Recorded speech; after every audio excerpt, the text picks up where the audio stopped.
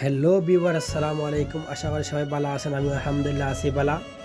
আর আজকের ভিডিওটা হয়েছে অন্যরকম। আমি রুমের মধ্যে ছিলাম, হঠাৎ দেখতেছি একটা ভাই এই খেজুর গাছের মাথা কি যেন করতেছে। তো আমি দেখতেছি এতে খেজুর গাছের মাথায় খেজুরের ফুল আইছে। তো খেজুরের ডাল ফাল গাছ এগুলো আছে, এগুলা এতে সাফা করতেছে। দেখেন কি কষ্টের কাজ। তো এই রোদের মাঝে এই খেজুর গাছের মাথায় কাজ করতেছে। প্রবাস মানেই কষ্টে। এখানে কেউ কাজ না করলে টাকা দেয় না, কাজ করতে হয়।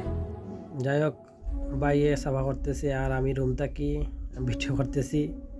দেখতেছেন কত কষ্টের কাজ।